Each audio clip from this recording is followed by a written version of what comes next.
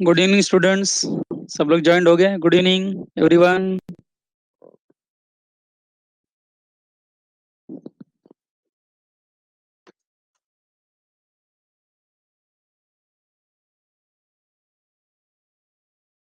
Yes, good evening everyone.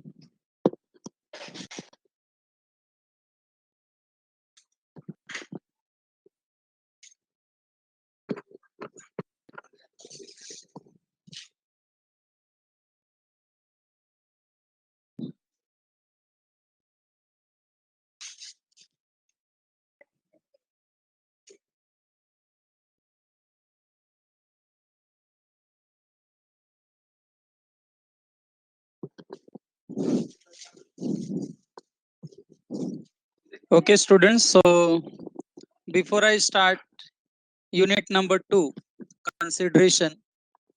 Topic का नाम consideration. आपको याद होगा तो यूनिट नंबर 1 में ऑफ इंडियन कॉन्ट्रैक्ट एक्ट हमने अलग अलग टर्म्स एंड टर्मिनोलॉजीज को डिस्कस किया। एक तरह से आप बोल सकते हो कि लॉ चैप्टर का इंडियन कॉन्ट्रैक्ट एक्ट का एक तरह से लैंग्वेज हमने समझने की कोशिश की। सेक्शन 10 के हिसाब से हमने डिस्कशन स्टार्ट किया। What are the essential elements of valid contract. तो उसमें first point was to create valid contract there must be valid offer which should be accepted validly, ताकि एग्रीमेंट हो एंड एग्रीमेंट फिर एनफोर्सेबल बाय लॉ। तो हमने last unit में देखा, specially last part में 2-3 लेक्चर में, how we discussed the meaning of offer, that is proposal, then acceptance, legal rules regarding offer, legal rules regarding acceptance. Okay, communication of offer, communication of acceptance, revocation of offer, revocation of acceptance, ये सारी बातें हमने unit number 1, जो कि एक बड़ा unit था Indian contract act का, we have completed that part. And मैं चाहूंगा कि जो यूनिट कंप्लीट हो गया है उसका आप जरा रीडिंग रखें। Okay, the more you read the more you will remember and understand.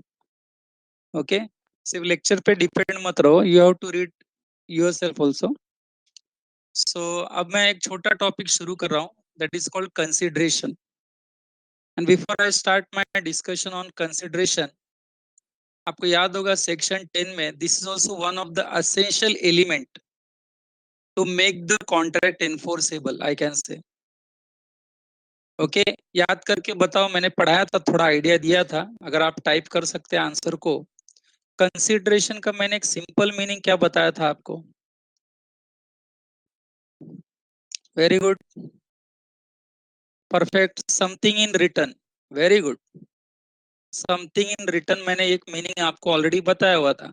मैंने कहा भी था कि बच्चे ये हम थोड़ा डिस्कस करके रखते हैं, आने वाले लेक्चर में काम आएगा हमको। तो बच्चों, मैं डिस्कशन जो शुरू कर रहा हूँ, एक जनरल डिस्कशन के साथ शुरू कर रहा हूँ। फर्स्ट आप मेरी लैंग्वेज में समझने की कोशिश करो, फिर हमारे नोट्स में क्या लिखा है उसको हम अंडरस्टैंड करेंगे। Okay, concentrate student. First of all, what is consideration? तो सबसे पहले कंसिडरेशन मतलब समथिंग इन रिटर्न, जो आपने अभी आंसर टाइप किया। Consideration is something in return.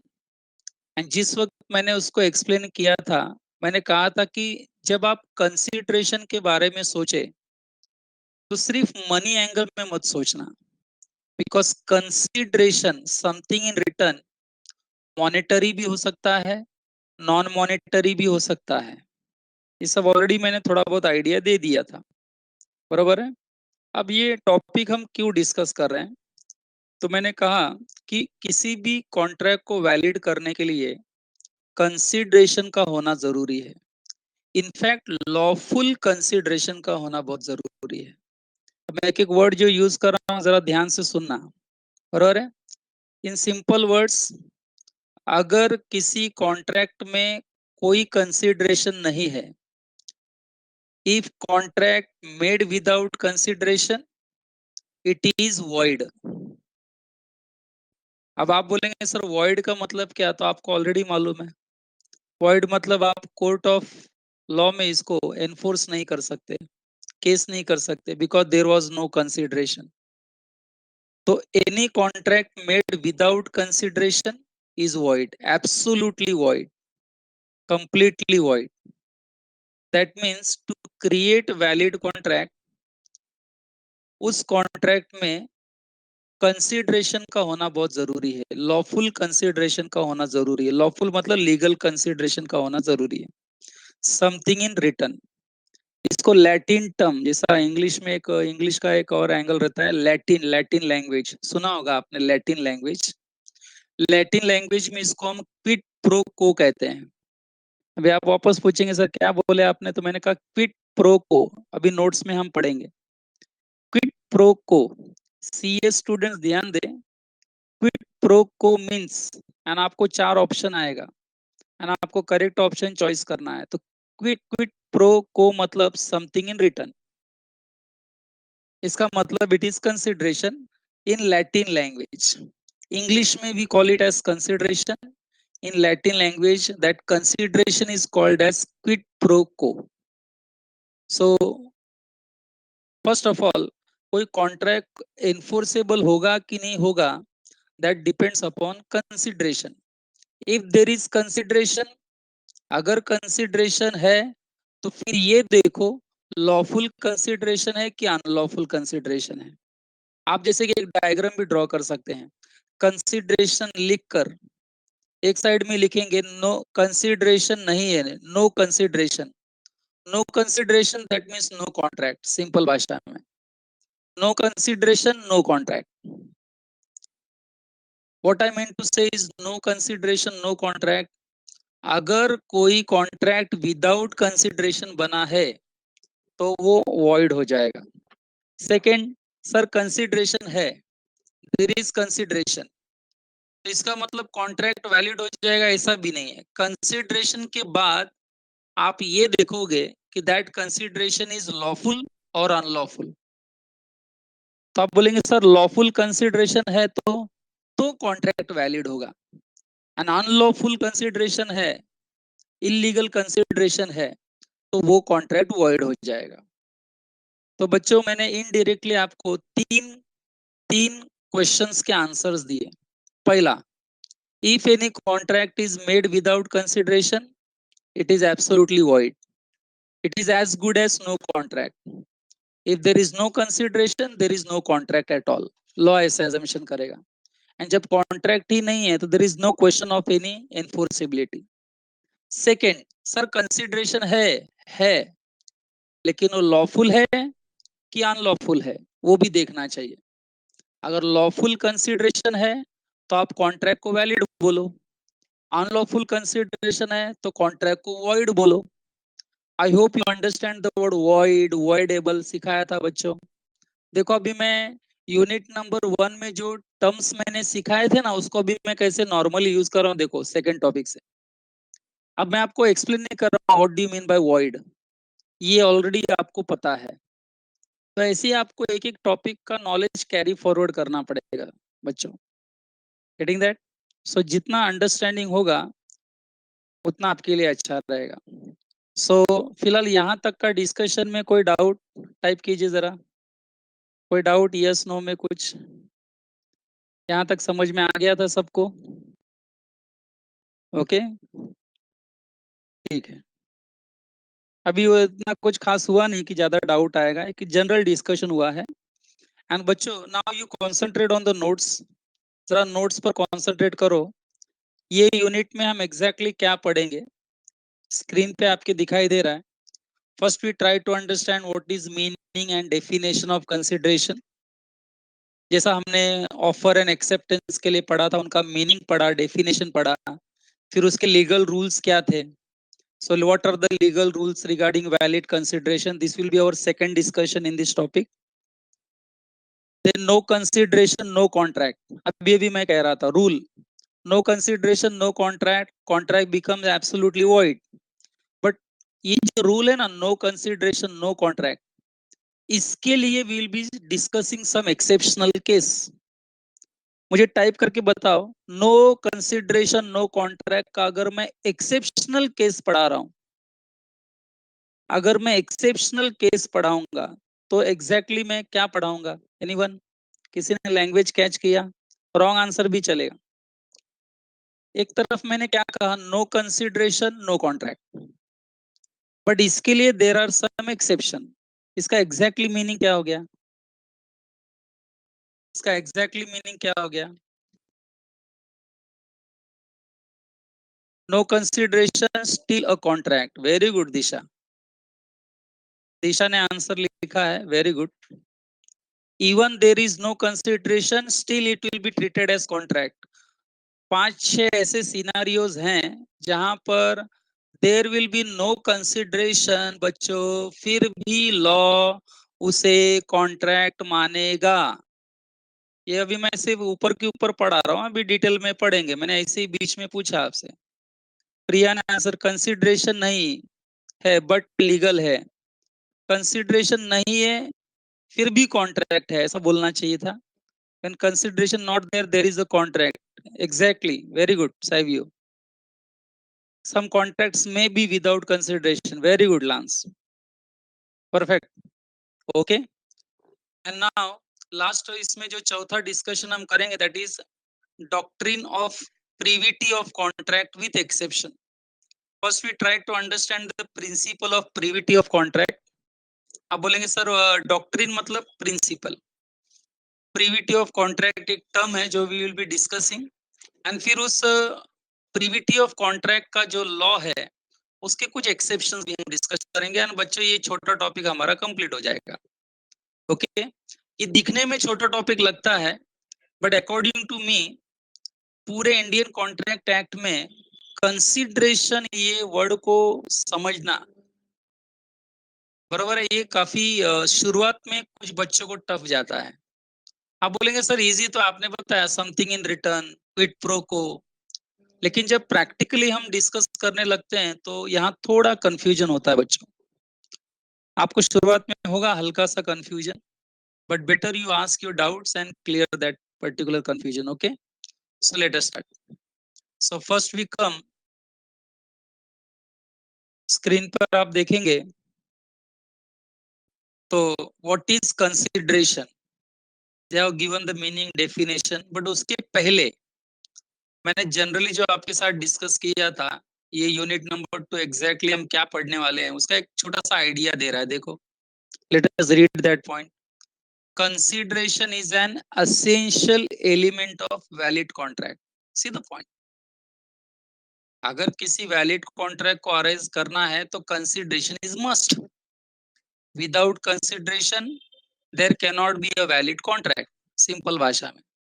So consideration is an essential element of valid contract without which no single promise will be enforceable. अगर मैंने आपको कोई प्रॉमिस किया है और उस मेरे प्रॉमिस के बदले अगर कोई कंसिडरेशन नहीं है तो फिर वो प्रॉमिस आप मेरे से एनफोर्स नहीं करा सकते in the court of law. Getting that? I will be discussing that with example. हां बच्चों, it is term used in the sense of, बच्चों आ गया देखो वर्ड लैटिन टर्म की मैं जो बात कर रहा था ना, कि लैटिन टर्म में कंसिडरेशन का मतलब क्या, ये जरा अच्छे से आप, मैं तो कहूंगा कहीं साइड में लिख के रखो, बाय हार्ट करके रखो। क्विड प्रो को, it is term used in sense of quid pro को, दैट इज इंग्लिश में इसका मतलब something in return. Anything in return नहीं बोलने का, something in return, and that something in return can be anything.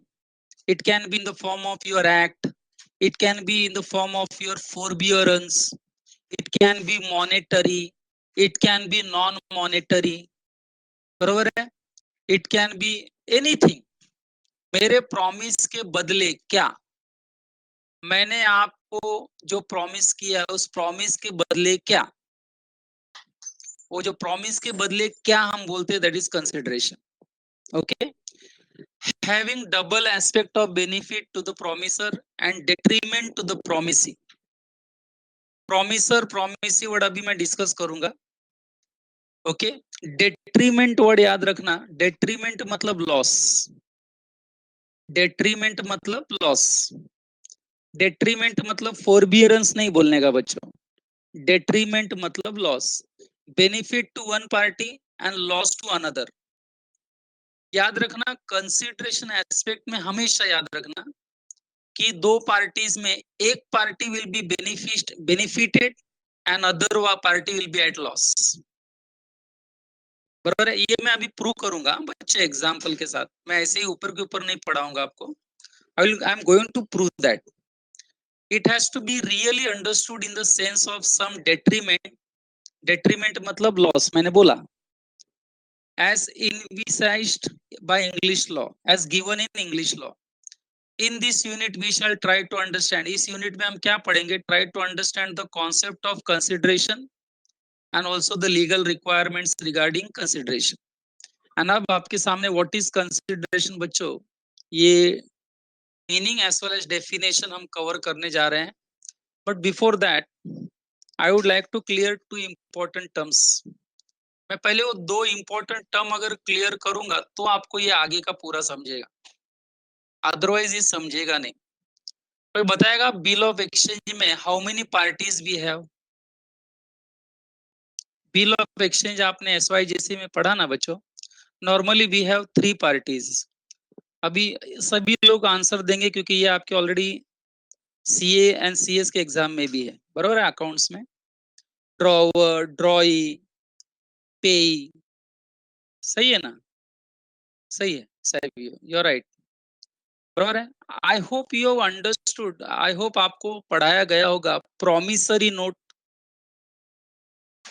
If you know something about promissory note tell me, promissory note में कितने parties होते हैं? प्रोमिसरी नोट में कितने parties होते हैं?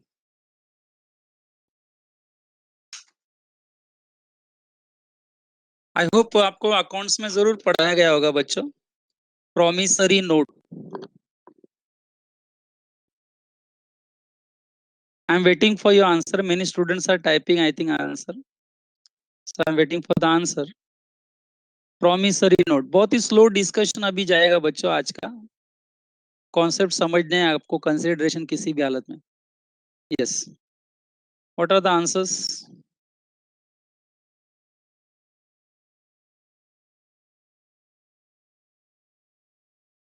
सो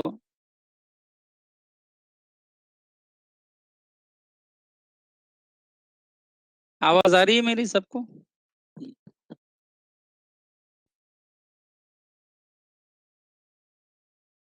हाँ, प्रोमिसरी नोट पढ़ाया गया था बच्चों आपको, को बहुत लोगों ने आंसर लिखा नहीं इसलिए। प्रोमिसरी नोट में we have,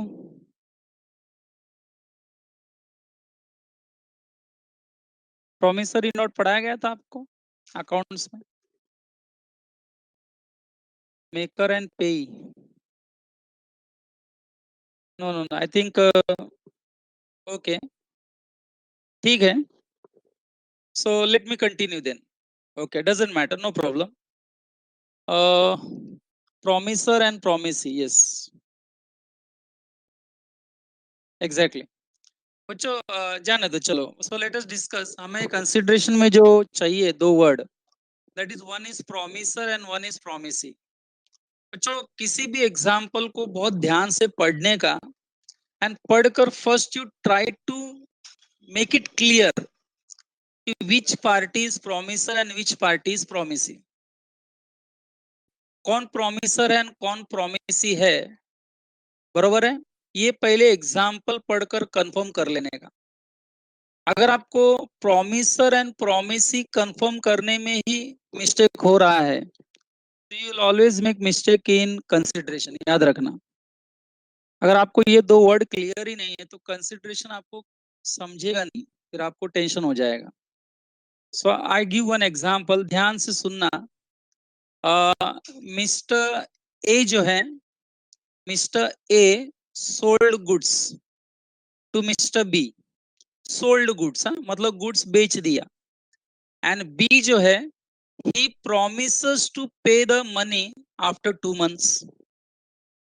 A sold goods to B and B promises to pay the money after 2 months. So in this example, you tell me who is promiser? Promise कर कौन रहा है? प्रॉमिस दे कौन रहा है? Exactly B.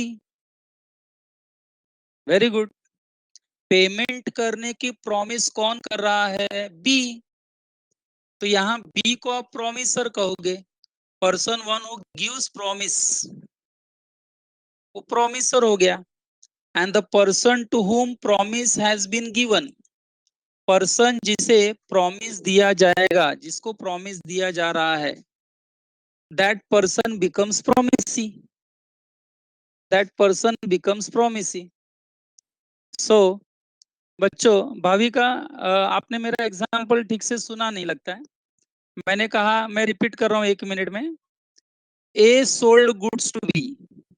ए ने B को गुड्स बेचा एंड बी ने क्या किया, उस गुड्स का पेमेंट 2 महीने बाद करूंगा ऐसा प्रॉमिस कर दिया. B promises to make the payment after 2 months. तो in my example, who is the promisor? जिसने प्रॉमिस किया, हु इज द प्रोमिसर? तो बहुत सारे बच्चों ने आंसर लिखा B. Now you tell me who is the promisee? Who is the promisee? A. अब बच्चों, हाँ, वेरी गुड, ए. अब बच्चों जरा ध्यान से सुनना. अब क्वेश्चन ये है, अब बच्चों कंसिडरेशन को जरा ध्यान से समझना. अब बी ने अगर 2 महीने बाद पेमेंट नहीं किया, बी ने पेमेंट करने से मना कर दिया, बी ने पेमेंट करने से मना कर दिया, तो ए केस कर सकता है बी के ऊपर. इसलिए कर सकता है बी के ऊपर क्योंकि बी क्या कहेगा कि आप मेरे से पैसा जो मांग रहे हैं, इसके बदले आपने क्या किया? तो बताओ, बी से ए ने जो पैसा मांगा है, उसके बदले ए ने बी के लिए क्या किया? तो गुड सप्लाई किया. तो that good supply is a consideration. A immediately court में क्या कहेगा कि आई एम पढ़ाई डिमांडिंग के मनी लिए फ्रॉम. मेहनत तो सब करते हैं, लेकिन स्मार्ट स्टडी कौन करता है? प्री एग्जाम ऐप के साथ बनाइए अपनी तैयारी super smart. Pre exam app देता है वाइड रेंज के एग्जाम्स की तैयारी, जैसे JEE, NEET, CAT, CA foundation, CSEET, banking, railway, SSC, MBA entrance, SYJC, com, TYB com और भी बहुत कुछ. Chapter wise tests and mock tests, detailed performance analysis, और अब तैयारी होगी एकदम परफेक्ट. कहीं भी कभी भी पढ़ाई करें. और एक विशाल क्वेश्चन बैंक आपकी तैयारी को बनाए आसान. इंस्टेंट इवैल्यूएशन से तुरंत जानिए अपनी परफॉर्मेंस और पाएं पर्सनलाइज्ड फीडबैक. तो अब देरी किस बात की? प्री एग्जाम ऐप डाउनलोड करें और अपने नाम से रजिस्टर्ड करें और एक विशाल क्वेश्चन बैंक बिल्कुल फ्री और अपनी सफलता की कहानी लिखें. लिंक डिस्क्रिप्शन में है. प्री एग्जाम ऐप स्मार्ट कि तैयारी आई का एम साथी. Demanding money from B. The reason I have supplied the goods, I have sold the goods to B, and that is consideration. Getting that? क्योंकि हमारे कॉन्ट्रैक्ट में कंसिडरेशन है, ये कॉन्ट्रैक्ट वैलिड है, and therefore I have right to file a suit against B for recovering my money. B ऐसा बोलेगा क्या कि तुमने मेरे लिए क्या किया, तुम क्यों पैसा मांग रहे मेरे से? तो ए इमीडिएटली क्या बोलेगा, अरे मैंने गुड्स बेचा है, तेरे को कंसिडरेशन है, ऐसा क्या कर रहा है कि नहीं? मैं तेरे से जो पैसा मांग रहा है, उस पैसा मांगने के पीछे रीजन क्या है? I have sold the goods. So selling the goods is enough consideration. बरोबर है? मैं आपको बिना पढ़ाए कहूं कि आपसे पैसा दे दो आप, तो आप पैसा देंगे क्या? मैं केस कर दूंगा आपके ऊपर. तो आप बोलेंगे सर आप हमसे पैसा मांग रहे हो, किस आधार पे पैसा मांग रहे हो, आपने किया क्या हमारे लिए? तो कोर्ट भी बोलेगा हाँ गिरीश क्या किया बताओ. मैं बोला नहीं कुछ नहीं किया. तो काय का पैसा मांग रहे हो तुम? लेकिन मैं कहूँ नहीं, मैंने बच्चों को 1 साल पढ़ाया, तो दैट 1 साल पढ़ाया ना बच्चों, दैट इज कंसिडरेशन. देखो मैंने पहले कहा है, थोड़ा टफ लगेगा स्टार्टिंग में. ओके, तो थोड़ा समझने का ट्राई करो. ओके, सो यहाँ पर कंसिडरेशन मतलब समथिंग इन रिटर्न. मैं अभी बच्चों के एग्जाम्पल, 2-3 एग्जाम्पल पहले कवर करता हूँ, फिर मैं आपसे डाउट पूछूंगा एंड फिर मैं रीड करूंगा. ठीक है, ध्यान से सुनना एग्जाम्पल. सबसे पहला एग्जाम्पल, एक विलेज में एक पॉलिटिशियन आया। अब बच्चों आपको मालूम है जो नेता लोग होते हैं पॉलिटिशियंस, ये आके बड़े बड़े भाषण देते हैं, आपको मालूम ही होगा। तो एक विलेज में there was one temple which was under construction, यानी कि एक मंदिर का कंस्ट्रक्शन चल रहा था। गांव के लोग आपस में डोनेशन वगैरह निकाल कर they constructing that temple and they were falling short of funds. Okay, उनको पैसे की थोड़ी कमी थी वो टेम्पल कंस्ट्रक्शन करने के लिए। और उसी वक्त इलेक्शन का माहौल था, तो एक पॉलिटिशियन वहां आया एंड उसने भाषण में अपने स्पीच में क्या कहा कि गांव में इस विलेज में जो टेम्पल अंडर कंस्ट्रक्शन है उसको पूरा कंस्ट्रक्शन कंप्लीट करने के लिए आई प्रॉमिस टू पे I promise to pay 10 lakh rupees. मैं 10 लाख रुपया देने का ऐलान करता हूँ, वादा करता हूँ। सभी पब्लिक ने, गांव वालों ने तालियां बजाई, है ना, अप्रिशिएट किया पॉलिटिशियन को। फिर पॉलिटिशियन वहां से चला गया बच्चों। ओके, पॉलिटिशियन वहां से चला गया। आफ्टर 2 मंथ्स गांव के जो ट्रस्टीज वगैरह थे, टेम्पल कंस्ट्रक्शन के जो रिस्पॉन्सिबल पीपल थे, वो लोग पॉलिटिशियन के घर पे गए 10 लाख रुपीज लेने के लिए। एंड उस पॉलिटिशियन ने वो 10 लाख रुपीज देने से मना कर दिया। He refuse to pay that money. Now you have to tell me कि गांव के जो मंदिर के ट्रस्टी लोग हैं, क्या उस पॉलिटिशियन के ऊपर केस कर सकते हैं क्या? टाइप करो।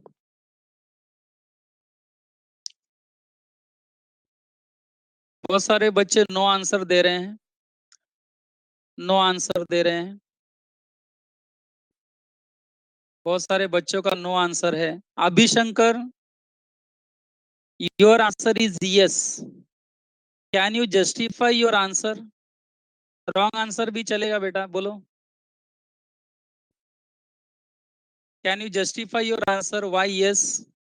ही प्रोमिसेस। अच्छा, मैं भी कुछ प्रॉमिस कर दूं एंड फुलफिल नहीं करूं, आप केस कर देंगे मेरे ऊपर? He promises that he will pay, but प्रश्न ये है कि उसने जो प्रॉमिस दिया उसके बदले गांव वालों ने क्या किया था? कुछ किया था? Was there any consideration? Politician ने जो प्रॉमिस किया उसके बदले was there any consideration? Was there anything, something in return? You tell me. No. इसका मतलब पॉलिटिशियन के ऊपर केस नहीं हो सकता। Try to understand my point. मैं कंसिडरेशन का मतलब जो एक्सप्लेन करने की कोशिश कर रहा हूँ, दिखने में इजी लगता है, पढ़ने में इजी लगता है बच्चों, इजी है नहीं। यहाँ पॉलिटिशियन के ऊपर केस नहीं होगा। इसलिए नहीं होगा क्योंकि उसने जो प्रॉमिस किया था टू पे 10 lakhs, उसके बदले कुछ मिला क्या उसको? Was there something in return against that promise? No, it was promise without consideration, and any promise without consideration, नहीं नहीं, वोट्स मिलेगा ना, ये मिलेगा ना, दैट इज एक्चुअली कॉन्टिंजेंसी। कौन वोट देगा कौन वोट नहीं देगा, दैट्स एंटायरली डिफरेंट मैटर। बराबर है? Okay Abhishankar, that is entirely different matter. मान लो इलेक्शन के वक्त में ऐसे ही आया था वो, तो आप बोलेंगे हाँ पॉपुलर हुआ ना वो, ऐसा आप बोलेंगे, तो ये सब नहीं। पॉइंट है कि मैंने 10 लाख देने का प्रॉमिस किया था। मान लो मैं ही पॉलिटिशियन हूँ, मैंने 10 lakhs आपको देने का अगर प्रॉमिस किया है, तो क्या उसके बदले आपने कोई गुड सप्लाई किया था क्या मुझे? Have you done any services to me? Have you incurred any liability against my promise? अब बच्चों ट्राई टू अंडरस्टैंड। बाकी सभी बच्चों ने नो आंसर लिखा था, मैं उनको वेरी गुड बोलूंगा। एंड अभिशंकर को और बहुत बड़ा वेरी गुड है, क्योंकि आर्गुमेंट्स होता है, इससे बहुत से पॉइंट।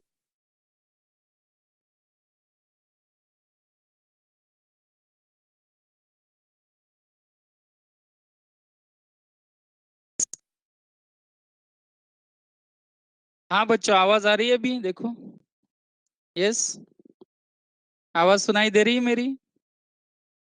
थोड़ा यहाँ नेट का प्रॉब्लम हुआ था इसके लिए। हाँ ठीक है, okay. So I continue. Okay बच्चा, भी द एग्जाम्पल ऑफ पॉलिटिशियन।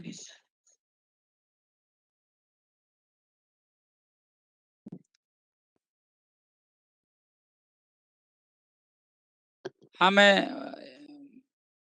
बच्चों, जो एग्जाम्पल मैंने दिया था पॉलिटिशियन का, ओके, उसी को मैं सेम एग्जाम्पल को कंटिन्यू कर रहा हूँ, एंड उसके बाद मुझे आपका आंसर वापस देना एग्जैक्टली क्या है। देखो, सो मान लो कि एक पॉलिटिशियन गांव में आया एंड उसने ऐसी प्रॉमिस किया कि आपका टेम्पल कंस्ट्रक्शन करने के लिए मैं 10 लाख रुपीस पे करूंगा। 10 लाख रुपीस पे करूंगा मैं।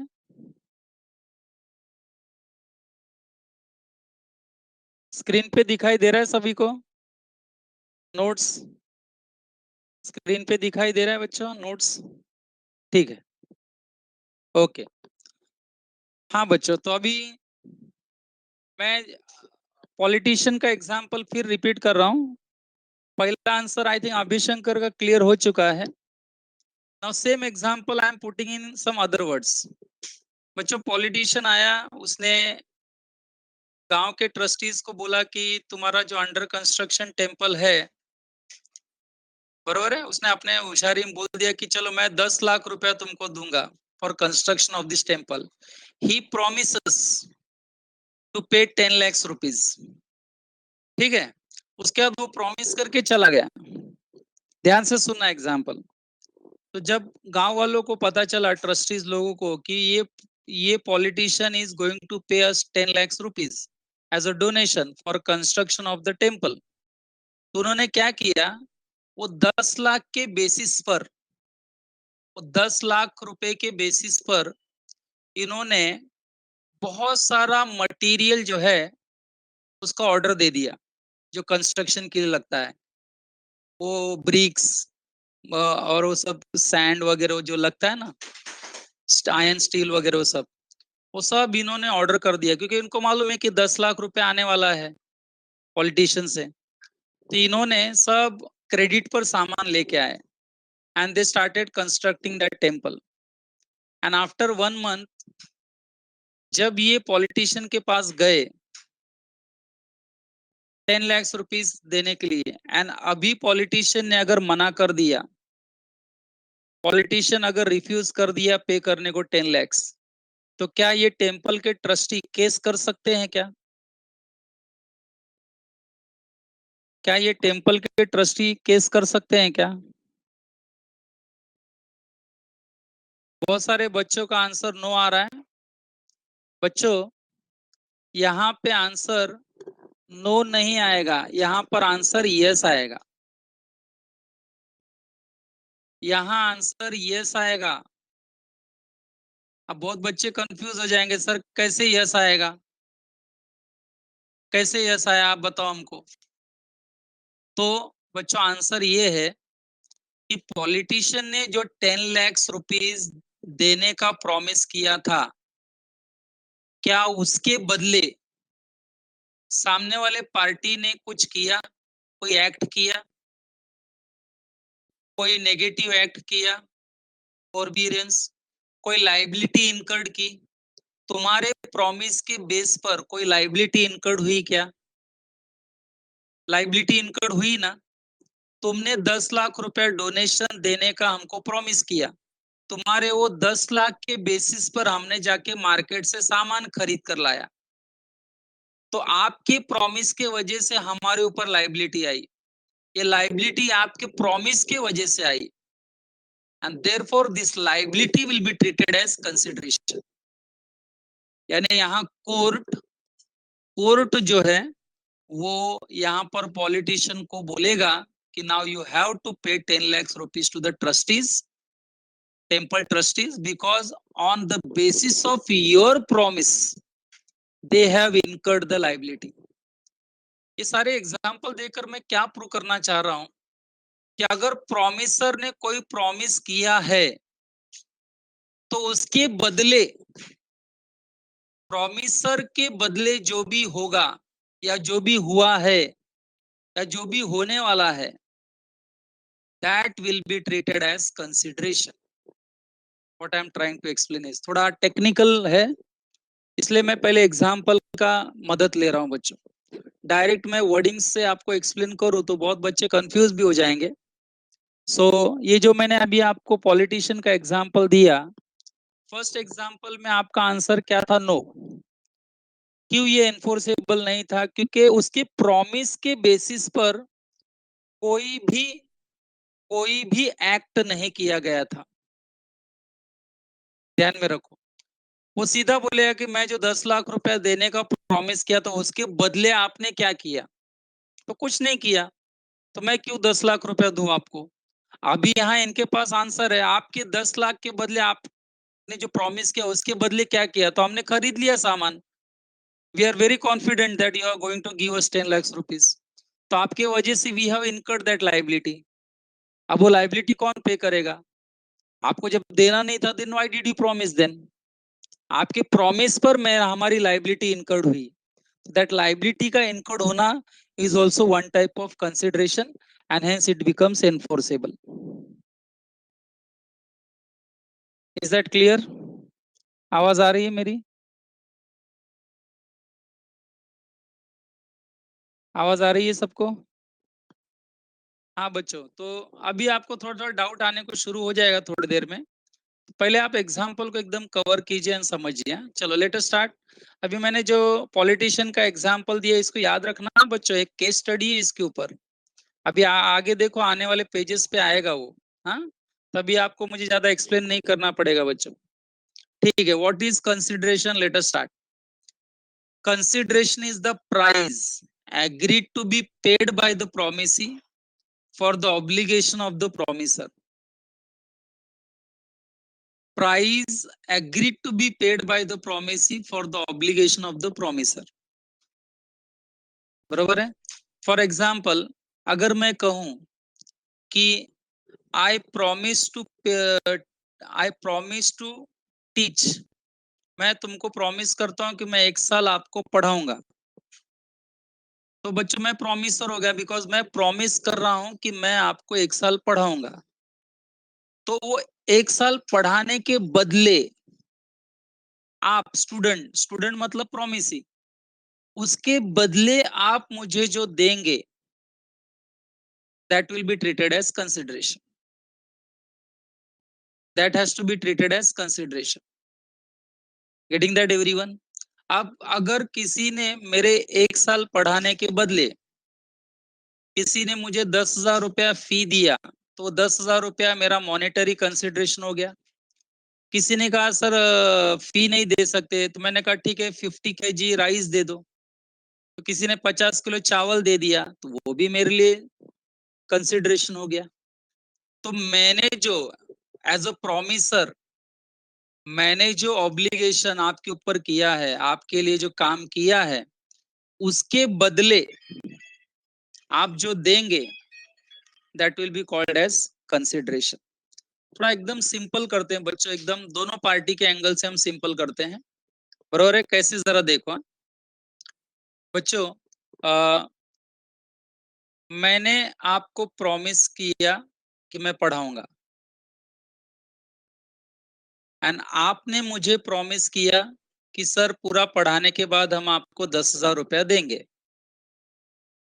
बराबर है? तो फिलहाल हम दोनों ही प्रॉमिसर हैं. मैंने प्रॉमिस किया, आप प्रॉमिस ही हो गया ना. आपने पेमेंट का प्रॉमिस किया तो आप प्रॉमिसर हो गए, मैं प्रॉमिस ही हो गया.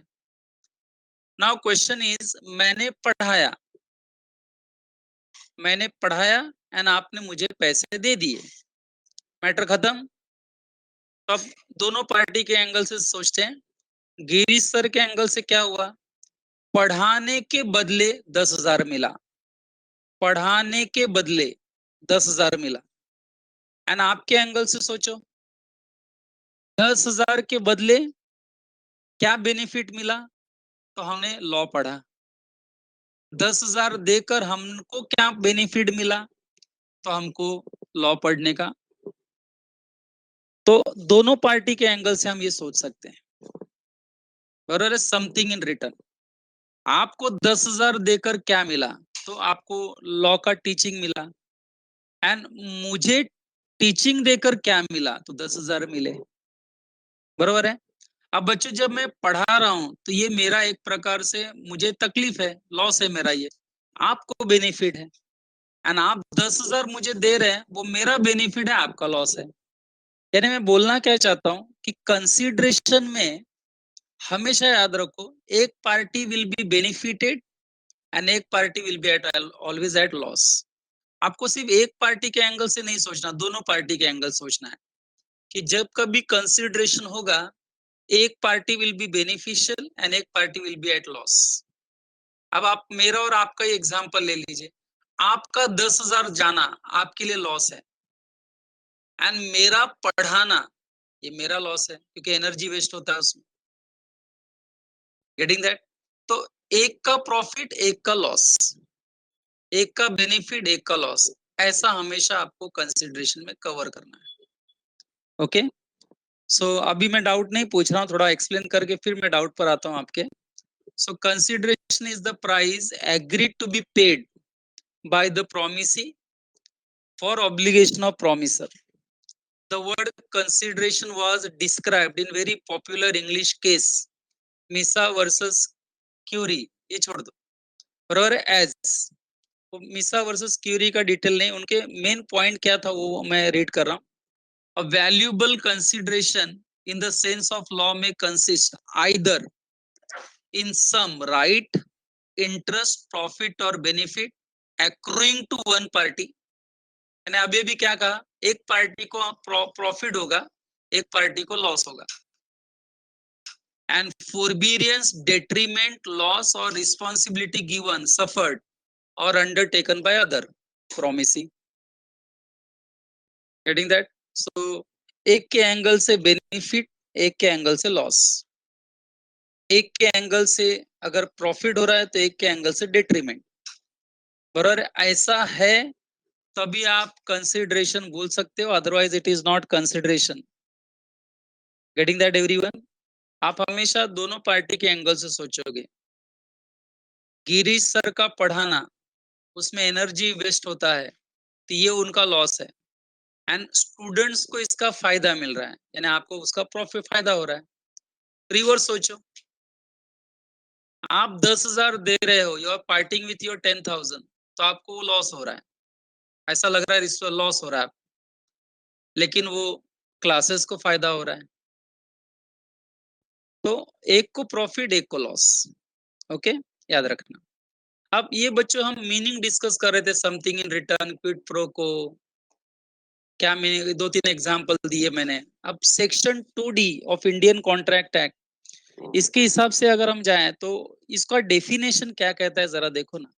डेफिनेशन का एक एक लाइन बच्चों बहुत ही इंपॉर्टेंट है, क्योंकि आफ्टर डेफिनेशन जब हम पढ़ेंगे ना, what are the legal rules regarding valid consideration, तो ये डेफिनेशन का ही ब्रेकअप उसमें आपको मिलेगा, एक एक लाइन का ब्रेकअप आपको उसमें मिलेगा। So let us try to understand the definition of consideration. Section 2D, okay, वैसा सेक्शन सभी बाय करना उतना इम्पोर्टेंट नहीं है। डिफाइंस कंसिडरेशन एज, एंड आप आपके स्क्रीन पर देख रहे हो बोल्ड लेटर में 3 लाइन का डेफिनेशन है। बच्चों ऐसे जल्दी मैं कुछ बाय करने के लिए नहीं बोलता हूँ, ओके, लेकिन ये एक ऐसा डेफिनेशन है जो आपको बहुत जगह काम आएगा, स्पेशली सीए स्टूडेंट्स। थ्योरी जब आप लिखेंगे, कंसिडरेशन को लेकर एक क्वेश्चन कंपलसरी आता ही आता है। तो मैं कहता हूँ कंसिडरेशन का कोई भी क्वेश्चन आए, you have to start your answer with the definition on meaning of consideration always. तो हो सके तो आप लोग ये डेफिनेशन को जरा बाय हार्ट करने की कोशिश कर लेना। मैक्सिमम रीड करोगे तो वैसे ही बाय हार्ट हो जाएगा। सो लेट अस स्टार्ट। बच्चों जरा शब्दों पे ध्यान देना, कंसिडरेशन का मतलब लॉ ने क्या लिखा है। मैं एक बार पूरा पढ़ लेता हूँ, फिर उसका एक एक लाइन में क्लियर करने को चालू करता हूँ। When at the desire of the promiser,